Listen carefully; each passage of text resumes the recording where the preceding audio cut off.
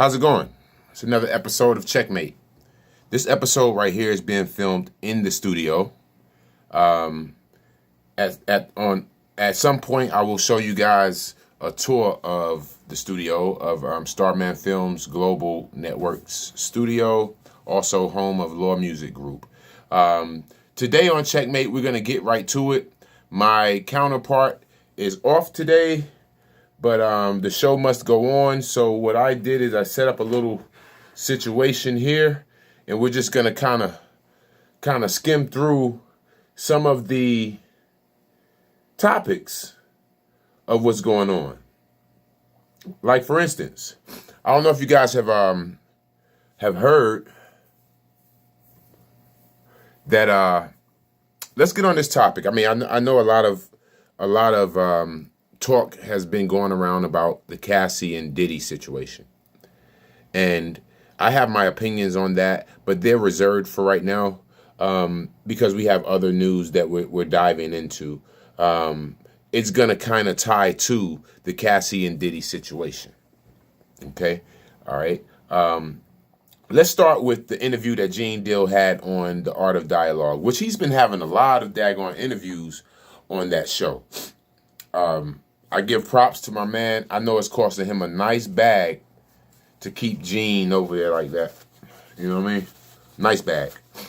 All right, so this is the last thing Gene said. This is something Gene was talking about as far as Puffy's baby mom linking up with Suge.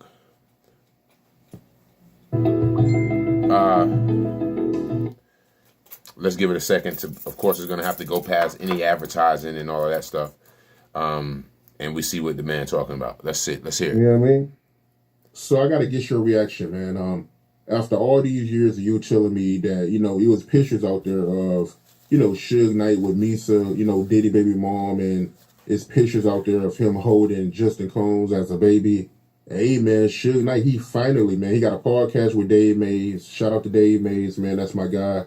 And he finally leaked the picture, man, of Suge Knight playing with Justin Combs as a baby, man. What you think about that? Bruh, let me just tell you something, man. Is nothing I lied about. It's nothing that I didn't tell you, like you just said, years ago. All these stories that's coming out, I told these stories years ago. And then now I'm getting crucified because the truth is coming to light. Oh, I just saw the picture. I don't know if y'all have went online and saw the picture, but yeah, he was most certainly playing with the young man on the living room floor, just chilling. My question is, where the hell was Misa while this was going on? Where was Misa? She must have been asleep.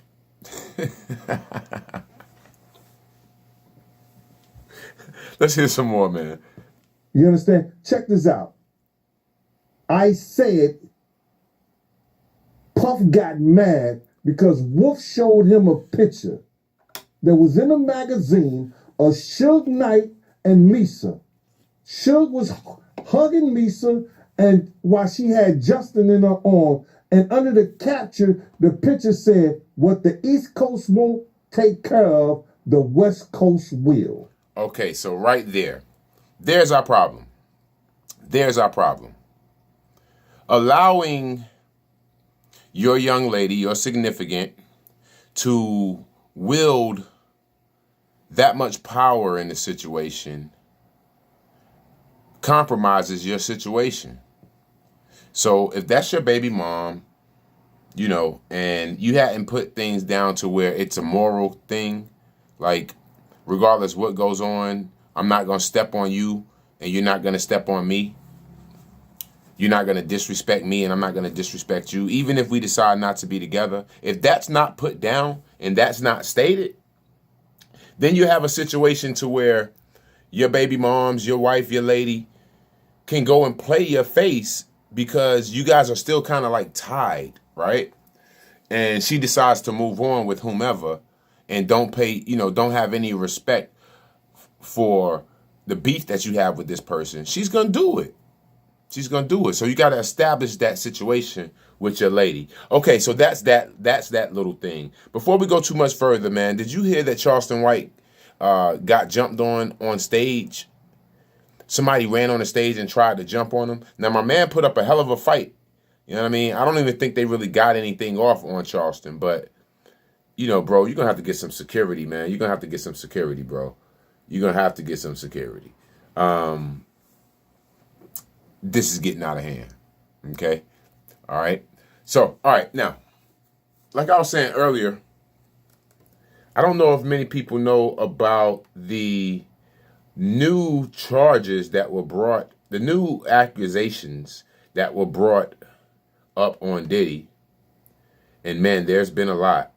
There's been a lot.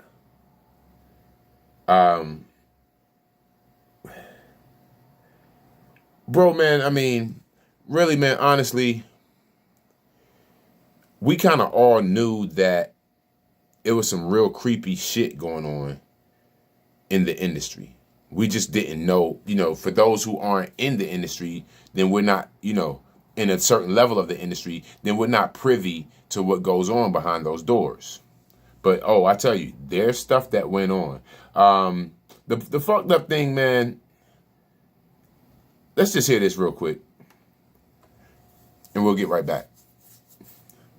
I heard. Well, of course, we got to go through the ads, of course. The fucked up thing to me, man, is when you're in a position of power, you shouldn't take advantage of people who aren't necessarily as fortunate as you are. You got to utilize that power for good. And if you're not helping anyone, process of elimination would leave that you are hurting that person. So if you can't help that person, don't hurt that person. That's something you got to know, you know, having power. That's something you got to know when you have power. When Cassie was first brought to Diddy,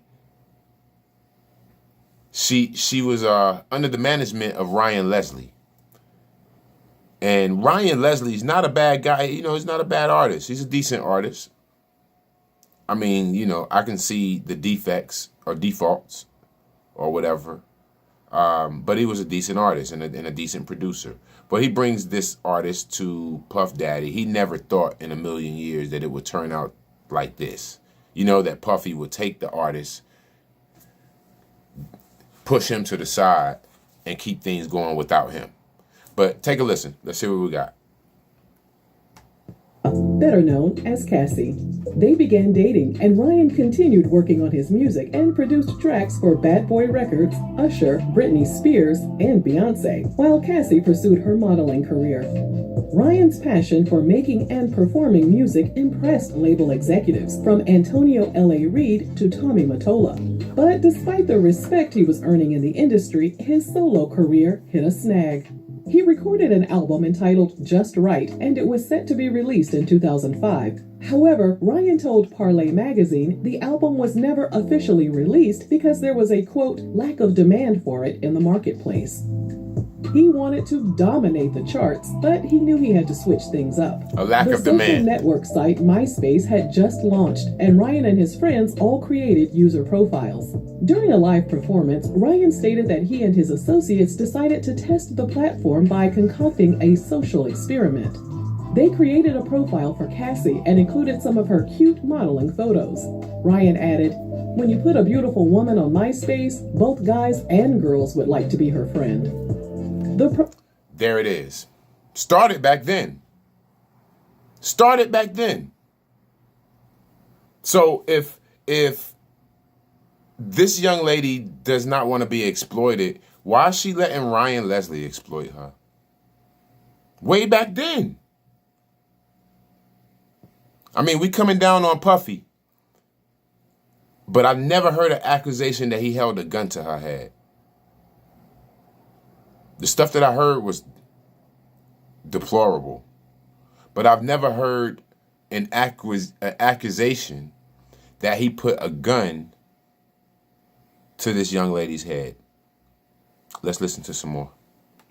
The profile went from 0 to 650,000 friends. Ryan wasn't satisfied, though. He wanted to find a way to turn those friends into customers. So he asked Cassie if she would be interested in recording a song. Even though she wasn't a traditional or professionally trained singer, she agreed. Cassie recorded the track Me and You, which Ryan wrote and produced. Then they put the song on her MySpace profile, and the track skyrocketed. Despite many people being unimpressed with her voice, the song received 20,000 plays per day on her MySpace page. It didn't take long for record label executives to start blowing up Ryan's phone. One of those callers was Diddy. Ryan said Diddy made... Okay.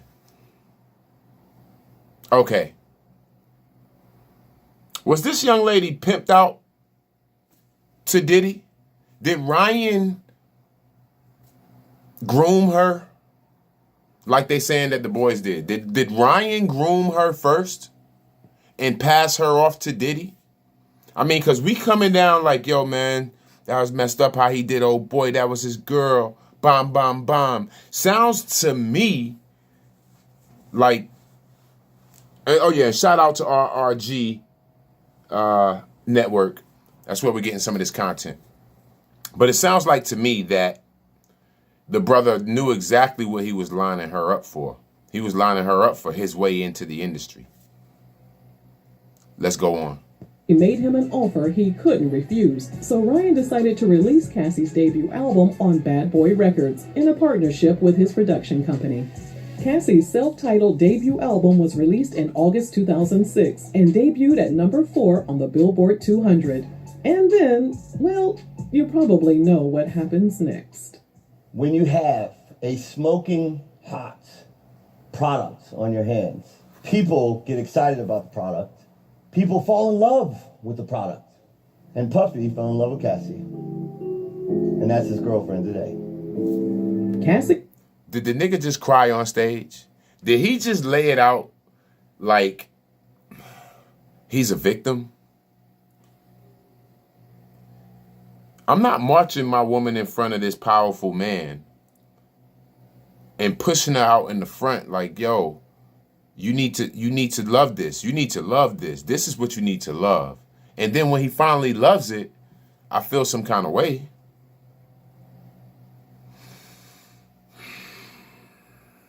So is the nucleus Puffy or is the nucleus Ryan? And when does Cassie say, okay, enough of this, I'm not an object? When does this take place? Interesting. This is part 1 of Checkmate's Diddy, let's say, what we're going to call it. We are going to call it the Diddy investigations. This is Checkmate's part 1 of the Diddy investigations. I'll listen to some of the audio from some of the interviews and some information that we get, and I'll give you my perspective on things. And you tell me if it's something that you agree with or not. Let me know what you think about what the stuff is that we're hearing. To me, it's more to it than what we're hearing. Yeah, there's probably some gay stuff involved, which we're going to get to as well. But here at Checkmate, we start with the nucleus. And right now, the nucleus is Ryan Leslie. Also Cassie. Till next episode. This was a short one. We'll be back real soon, though. Later.